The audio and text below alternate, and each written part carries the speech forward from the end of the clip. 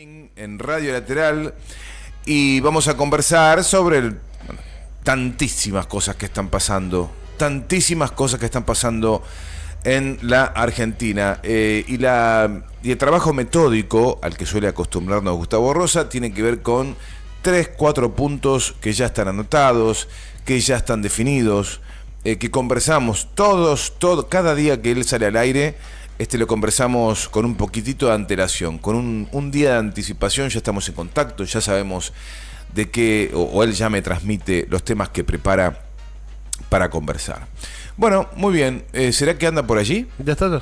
Ah, ya está Gustavo. Ahí te están mirando. Ah, mira vos, me faltaba ese dato. Pero, Gustavo, qué bueno que me estés escuchando. Espero haber dicho todo bien, porque no sabía que me estabas escuchando. Micrófono. A ver, vamos a habilitar micrófono, vamos a habilitar microfonito, así Gustavo nos puede escuchar, nos puede responder en realidad. A ver, habla ahí. ¿Ahí estamos? Ahora sí. Ahora sí. ¿Cómo estás, Gustavo? O sea, en la implementación de escuchando el fuera de aire de ustedes. Menos mal que no hay posibilidades de archivo ahí, ¿eh? ¿Vos escuchabas el fuera de aire? ¿Estabas escuchando? La semana pasada ustedes habían hablado al aire sobre el tema de Rosana Llegaremos a Tiempo, que fue muy significativo después de la muerte de Néstor Kirchner en ese momento. Sí. Y es uno de los temas que no... cuando lo escucho no puedo dejar de lagrimear, de emocionarme un montón, no tanto en sí por la letra, que es muy conmovedora e interesante, sino también por ese momento que representa. Como el tema que acabaron de pasar, que también está muy relacionado con el momento en que cada día vivíamos mejor. Y lo relaciono con esta cuestión de lo simbólico que representan algunas canciones en la memoria colectiva, y bueno, junto con Llegaremos a Tiempo, y va a ser tan lindo hacer un puente, y después la Avanti Morocha, ¿no? Que son temas muy significativos. En la historia argentina y en este momento de recuperación de los 40 años de la democracia que se celebran este año, uno de los cantantes junto con León Gieco que compuso y acompañando los momentos históricos fue Víctor Heredia. Víctor Heredia, que ha sido un compositor y cantautor absolutamente comprometido, nos ha brindado unas canciones impresionantes para comprender los momentos que estábamos viviendo. Y esta semana hubo una vulneración de esa memoria y del significado de Víctor Heredia con ese video que se viralizó de Patricia Bullrich y sus seguidores jóvenes cantando esa nefasta canción donde querían una Argentina sin Cristina, que mereció el repudio de Víctor Heredia. Víctor Heredia, aparte del repudio de todo el arco político, porque están hablando de esta cuestión de la cultura de la cancelación, del exterminio del otro, de que el único obstáculo para tener una Argentina son o los kirchneristas, de acuerdo a la versión de Rodríguez Larreta, o Cristina, de acuerdo a la versión de Bullrich. Y Víctor Heredia dijo, esta canción incluye la figura de mucha gente que ya no está en la Argentina, pero que ayudó al inmolarse, a construir un sentido de comunión, de colectividades, de democracia solidaria. Y con eso pagaron con su vida. Y el mal uso de la música de esta canción para esa especie de arenga a favor de Patricia Bullrich y en contra de Cristina Fernández de Kirchner, realmente da por tierra con todo eso que quiso construir Víctor Heredia a lo largo de su carrera musical. Son irrespetuosos. Los pro, la derecha argentina, además de ser bruta, es absolutamente irrespetuosa. Fíjense cómo esta semana Patricia Bullrich y sus asesores económicos salieron a hablar livianamente de cómo salir del cepo, de qué tipo de reformas quieren hacer. Incluso mencionaron la idea del blindaje. Cuando uno le escucha a Patricia Bullrich explicar su manera de salir del cepo, dejen claro que no entiende absolutamente nada. Habla realmente con una entonación casi infantil de cosas importantes, con una ausencia absoluta de conceptos. Pero lo que hace que estos personeros del pasado, que fueron funcionarios del 2001 y que generaron la crisis económica, social y política más grande de nuestra historia en la vida democrática, no tienen tapujos en ufanarse de lo que hicieron, en enorgullecerse de lo de la crisis del 2001 y desentenderse de esos que provocaron. Porque Patricia Bullrich, recordemos, siempre fue la que gestó la baja del 13% en salarios de estatales y de jubilados. Y en ese momento decía que era una medida necesaria, que duele, pero hay que tomarla.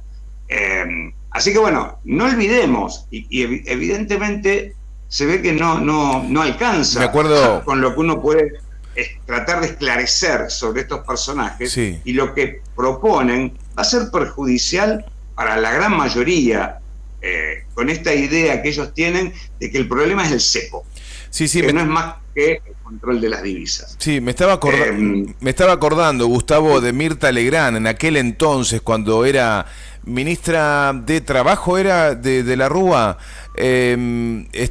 cuando Mirta Legrand le dice, usted es muy valiente. Y sí, bueno, soy valiente y la verdad que es una decisión de quitarle el 13% de los jubilados, una decisión que teníamos que tomar, como si eso hubiera sido un acto de valentía. Fíjate la cobertura mediática que tenían, esto en paralelo con lo que hacía Marcelo Bonelli, que le tiraba flores y una alfombra roja a Cavallo, todo era un aparato mediático lavándole la cabeza a los argentinos, y Patricia Bullrich era de esos personeros que estaban allí como punta de lanza, ajustando sobre los argentinos, y parece que sale indemne de todo esto.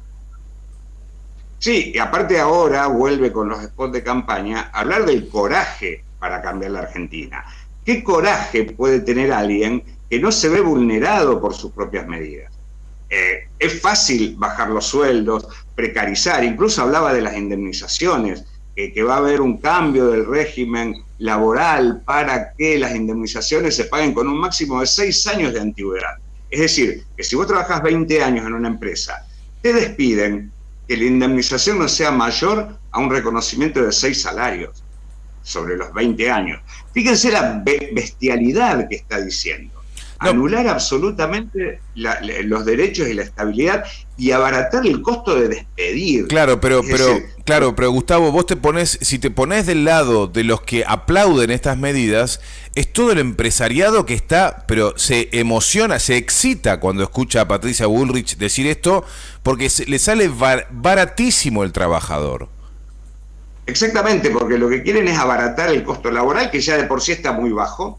Ahora, después vamos a pasar a otra cuestión que contradice esto, pero los planes que plantean tanto Patricia Bullrich como Horacio Rodríguez Larreta, y también subsidiariamente Milei, es tomar medidas que beneficien al gran empresariado para abaratar costos y maximizar sus ganancias.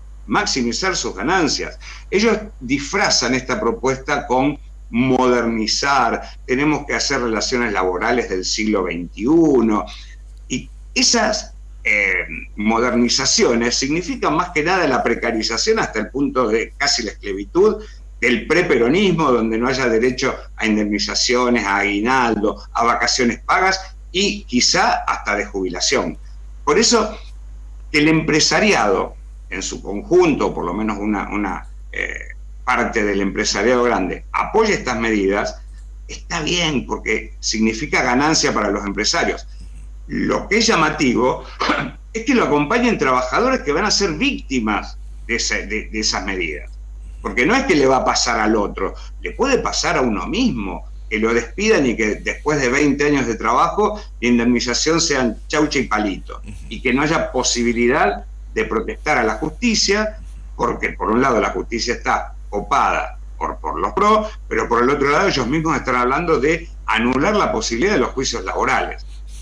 Están buscando la precarización con el apoyo de los que van a ser precarizados. Eso es lo llamativo. Sí, hay un desconocimiento también de los trabajadores y todo este sector que está apoyando a Patricia por el simple hecho de haber comprado el odio hacia el kirchnerismo, etcétera. Ayer escuchaba una entrevista, Gustavo, de Ernesto Tenenbaum, que le hacía a uno de los militantes que había aparecido en ese video junto a Patricia Bullrich cantando Una Argentina sin Cristina.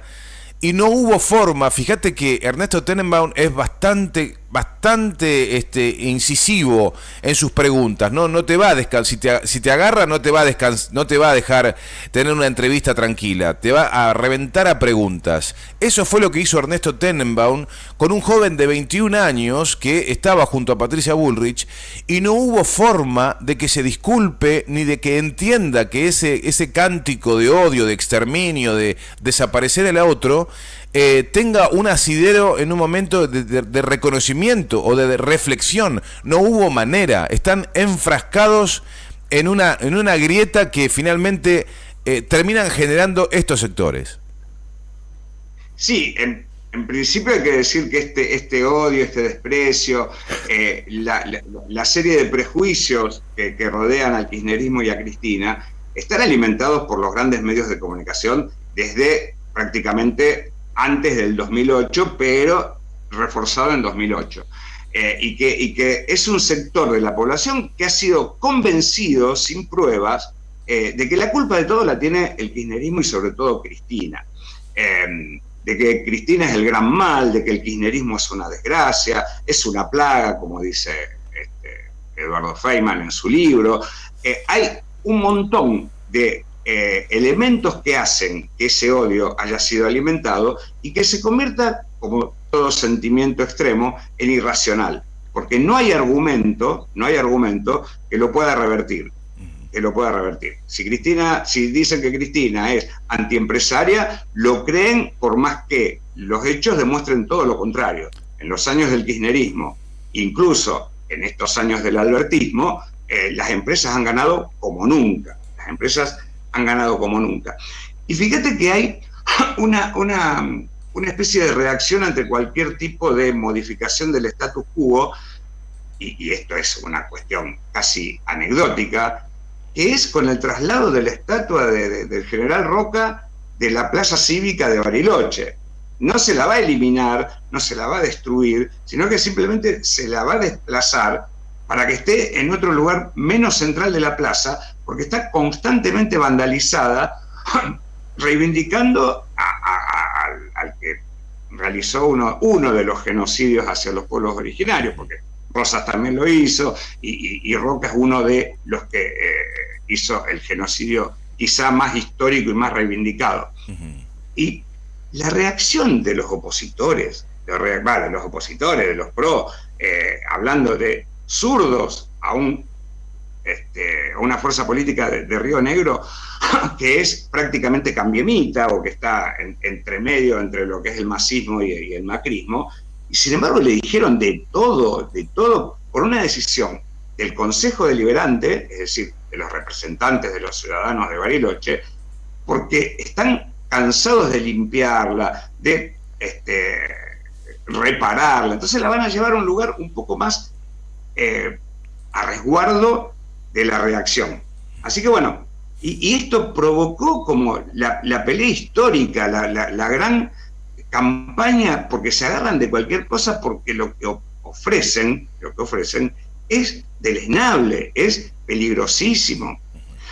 Por eso hay que tenerlo en cuenta. Y fíjate, en contraste con lo que dice Patricia Bullrich de garantizar las ganancias de los empresarios, hay un grupo de empresarios PYME que se agrupan en la ENAC, que es el Empresario Nacionales para el Desarrollo Argentino, y el presidente es Leo Bilansky, que lo que están pidiendo es mejorar el salario de los trabajadores para reactivar la economía a través del mercado interno.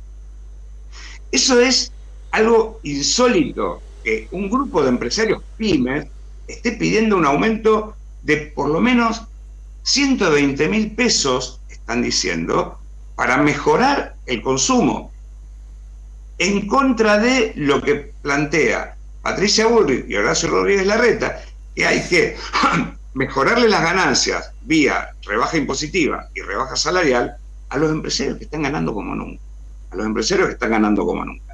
Y esa es una lógica de sentido común con lo que se instala la teoría del derrame. Mientras más crezcan las empresas, más van a derramar hacia los sectores de abajo, lo cual es una absoluta mentira, porque el tonel en donde reciben las ganancias empresariales, en la punta de la pirámide, se fuga. o se acumula o se resguarda. Un espejismo. ¿Cómo? Un espejismo es. No se llega nunca. Exactamente. En el medio de todo esto aparece el castigo. El castigo a uno de los emblemas del kirchnerismo, que es la recuperación del 51% de las acciones de YPF, que le vale una demanda externa en Nueva York de un fondo buitre. Un fondo buitre que compró las acciones del grupo Eskenazi y que después de haber comprado esas acciones empezó a demandar por remisión de ganancias al Estado argentino, y aparentemente vamos a tener que pagar entre 4.920 millones de dólares a 16.000 millones de dólares. Esa es la franja en donde se nos puede sancionar por haber restatizado una empresa de bandera tan importante como es la de la energía. Así que bueno, está la jueza estadounidense Loretta Preska, es la que va a sentenciar en cuánto nos vamos a endeudar con un nuevo fondo buitre, que es el Barford, que no es más que una especuladora al estilo de los fondos buitres de Paul Singer, etcétera, etcétera. ¿Qué pasó? Es el castigo. Ajá. El castigo por restatizar es el hecho de que un tribunal extranjero decida cómo sancionar las acciones que toma el Estado argentino. Una pérdida de soberanía que viene de la dictadura y de los 90 con Menem, donde por ley estos conflictos con multinacionales se dirimen en el extranjero, sobre todo en Estados Unidos. Te iba a preguntar por qué es lo que pasó con Joe Louis en Estados Unidos. Contanos de cero, porque estoy convencido que no hubo tanta cobertura de esta información. ¿Y quién es Joe Louis? Bueno, Joe Louis es un empresario británico multimillonario, ultra multimillonario, que le sobra tanto la plata que compró un club de fútbol, el Tottenham, por ejemplo. Es un empresario británico que es el que acá compró de manera ilícita las tierras que rodean Lago Escondido, un predio gigantesco que es prácticamente un pueblo habitado por sicarios defensores de Joe Louis, y que lo hizo de manera ilegítima porque un extranjero no puede comprar tierras de frontera en nuestro país. Además, no puede comprar tierras que rodeen un curso de agua, ya sea lago o un río, porque las márgenes son del Estado.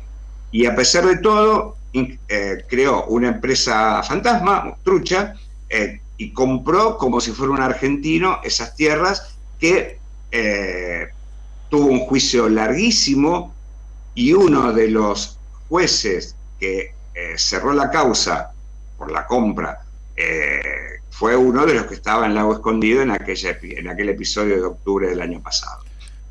Pagado, fue absolutamente premiado. Pagado por el grupo Clarín ese viaje.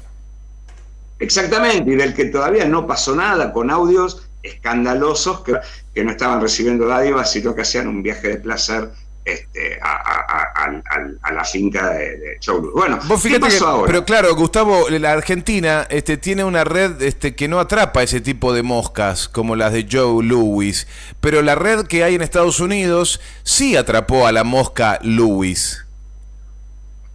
Lo que pasa es que en Estados Unidos, por ejemplo, hay leyes que condenan lo que sería la especulación, la evasión impositiva, la difusión de secretos empresariales en beneficio propio.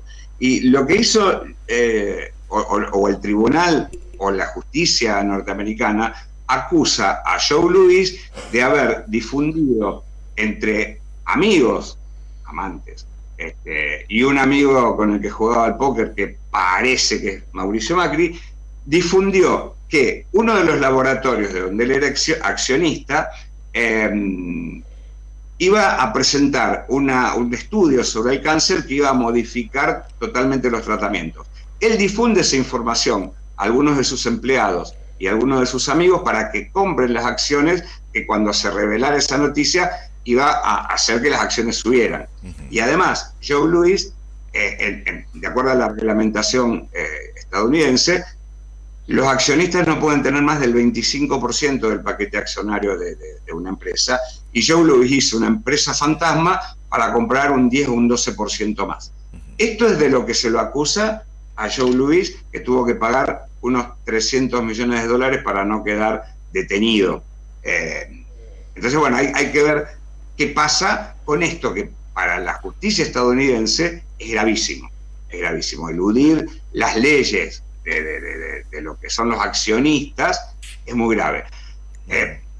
Esto, por supuesto, no tiene nada que ver con la apropiación del lago escondido, no tiene nada que ver con las tierras, pero es una manchita más al tigre. Claro, y es la misma persona. Y que no viene la sanción de un país comunista, venezolano, de Cuba, sino del propio Estados Unidos, que es la cuna del neoliberalismo y los principales defensores. Absolutamente. Así que bueno, esa es la situación de Joe Louis. Bueno, y por otro lado también, cuna del neoliberalismo será Estados Unidos de Norteamérica, ¿no? Pero aquí en la Argentina hay unos hermosos exponentes de esa filosofía. Por ejemplo, se me ocurre pensar en Jujuy, ¿no? Donde creo que queda ahí una cuestión que atender sobre los secuestros de personas. Hoy en día, esto está pasando, siguen deteniendo, secuestrando gente. ¿Qué está pasando en Jujuy? El otro día presentó un testimonio en el Destape una profesora y artista de San Salvador de Jujuy, que es Camila Müller, que fue invadida en su casa por agentes policiales sin identificación, algunos vestidos de civil, que la torturaron, la toquetearon, la manosearon y además hicieron simulacros de ahorcamiento en la casa. Y que, bueno, hay una denuncia obviamente judicial que está como en camino a no prosperar, como todas las denuncias judiciales de las víctimas, y eso torna realmente el modelo jujeño como una especie de reedición, remasterización de los métodos de la dictadura. Las camionetas de las empresas sin identificar o sin patente, como no fue la noche del apagón allá en el 77, en el Ingenio Ledesma, la aparición de policías de civil con autoridad para ejecutar tortura, y la estigmatización permanente de cualquiera que proteste. Lo que está pasando en Jujuy cada vez se acrecienta más. Ahora hay un malón que está atravesando diferentes provincias hasta llegar a Capital Federal, para hacer mucho más visible el reclamo. Y por lo que yo estaba escuchando, ese malón de La Paz está siendo muy bien recibido por las provincias en las que pasa. El público, la población, que los ve pasar, los saluda, les da comida, les da agua, los apoya. Hay que ver qué pasa cuando llegue a Capital Federal. Pero bueno, es lo que se está haciendo para visibilizar. El vicepresidente o el precandidato a vicepresidente de Horacio Rodríguez Larreta es casi un dictador. Es casi un dictador. Y esta profesora, Camila Müller, y muchos de las víctimas del régimen de Gerardo Morales, están pidiendo que el gobierno nacional intervenga a la provincia para evitar más daño en la población que se está manifestando en contra de la Constitución, de la nueva Constitución de Gerardo Morales, que recordemos la aprobó en 2 semanas, y ahora voy a dar un contraste, y que además le está tratando de imponer a sangre y fuego para garantizar negocios con la minería y con el cultivo de cannabis. Bien. Quería destacar, el otro día estuvo hablando Quintela, que es el gobernador de La Rioja, y que planteó una reforma constitucional en la provincia. Fíjense qué diferencia. Gerardo Morales no difundió en las elecciones donde él fue elegido constitucional, no difundió cuáles eran los ejes fundamentales de la reforma y la aprobó en 2 semanas.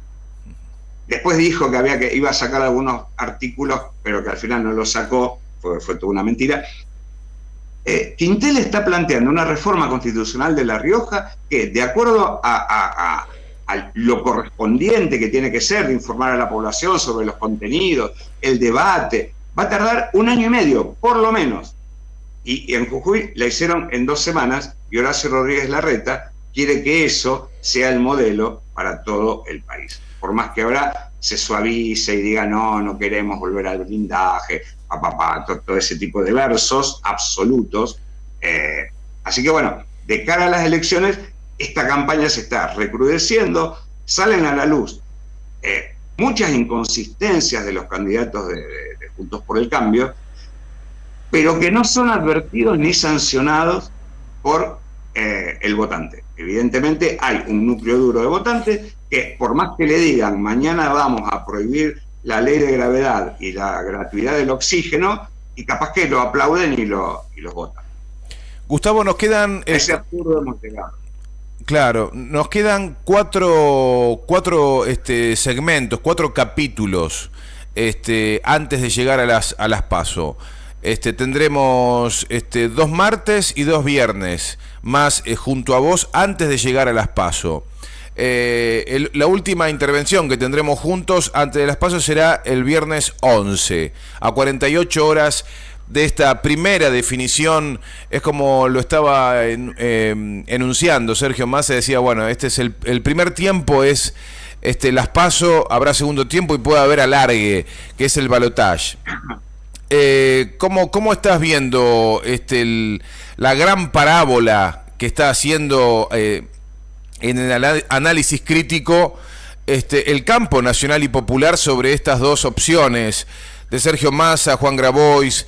Esto se está allanando finalmente, porque es muy importante que la espuma empiece a bajar y que podamos ordenar la tropa. Lo importante es que vayamos bastante más consistentes de lo que uno puede suponer, teniendo en cuenta que si Patricia Bullrich o Larreta llegan a enderezar la elección camino al 13 de manera sostenida, pueden generar un golpe de impacto muy grande si logran ganar las PASO. Sobre todo que aparezca, aparentemente por muchas encuestas el candidato más votado en las PASO va a ser Sergio Massa. Después la sumatoria entre Bullrich y Larreta, por supuesto, le van a ganar a Unión por la Patria. Pero lo más importante es que Sergio Massa termine como el candidato más votado. Uh-huh. Pero además de eso, que es lo numérico, además de las discusiones con el fondo, hay obviamente algo que se tiene que decir desde Unión por la Patria, que se está diciendo, el daño que puede provocar las intenciones de Bullrich, Larreta y Milei, y cómo nos van a afectar económicamente. Lo que ellos proponen es un desastre que las crisis generalmente no las pagan los grandes empresarios, sino que en las crisis ganan los grandes empresarios, los que perdemos somos nosotros, sí. Es decir, la mayoría. Sí. El asunto es no solamente clarificar el contraste entre Unión por la Patria y los juntistas y los libertarios, sino empezar a hacer acciones concretas y difundir los beneficios de tener un gobierno que defiende el Estado, que defiende la patria, que defiende los intereses nacionales, pero también que defienda el bolsillo de los trabajadores. Me parece que eso es lo que faltaría, una mejora para mostrar por qué votar por Unión por la Patria va a ser mejor que votar por los demás. No a partir de diciembre, sino desde ya. Les recuerdo que en 2019, cuando Macri perdió en las PASO, primero se enojó, primero culpó por la inestabilidad cambiaria, pero inmediatamente tomó medidas redistributivas, aumentos en la asignación universal por hijo, reducción del impuesto a las ganancias, y un montón de beneficios para los trabajadores. O sea, sabía qué hacer. Hay que esperar a las PASO para tomar esas medidas. Me parece que ya tendrían que estar. Lo que pasa es que, bueno, hay una restricción en campaña que no se pueden hacer estas medidas redistributivas. Pero de alguna manera hay que demostrarle al votante que esto es mejor que aquello. Absolutamente. Gustavo, como siempre, impecable, espectacular. Muchísimas gracias por pasar por la mañana de Radio Lateral para echar luz sobre un laberinto importante que es hablar de política en la Argentina, hablar de nuestra sociedad, de nuestro pueblo y dirimir muchas cuestiones desde el ámbito de la comunicación cuando se trata de interpretar hechos políticos. Es la parte más difícil y donde se requiere mucho compromiso y mucho conocimiento para el ejercicio de la interpretación, ayudarnos a interpretar lo que está pasando. Queremos agradecerte. Fíjate la malintención que tienen. El otro día escuchaba en una entrevista que le hacían a Horacio Rodríguez Larreta hablar del problema de la vivienda, ¿no? Del acceso a la vivienda, de los alquileres. Y él decía, nosotros en la ciudad hicimos un plan de vivienda que fue muy exitoso y resolvimos el problema habitacional, no como el Estado Nacional que regala casas a quienes no la necesitan. Y lo dijo, ninguno de los periodistas le desmintió, le repreguntó, ni nada, cuando en realidad el Instituto de la Vivienda de la Ciudad de Buenos Aires no ha construido casi nada de viviendas, simplemente ha reurbanizado las villas, algunas cosas así, medio de maquillaje, y nadie le repregunta, como cuando él dice lo que más nos preocupa es la educación, cuando desde que están como gobierno, desde 2007, han bajado en más de 10 puntos el presupuesto educativo y encima lo subejecutan. Así que bueno, el asunto es ese, más que nada resaltar que todo lo que dicen es infundado y es mentiroso con la realidad de ellos. Y después, bueno, es cuestión de conciencia también, es cuestión de conciencia. Complicadísimo tener que explicar cosas que son tan obvias. Nos reencontramos el martes. Buen fin de semana, saludos a toda la audiencia de Con Fundamento Criollo, a Ronnie y a vos, Sergio, un abrazo enorme y que disfruten el fin. Muchas gracias, muchas gracias. Bueno, así conversábamos con Gustavo Rosa, nuestro querido amigo, periodista, licenciado en letras, docente universitario que reside en Rosario y que nos visita cada martes y cada viernes para analizar lo que está pasando en nuestro país.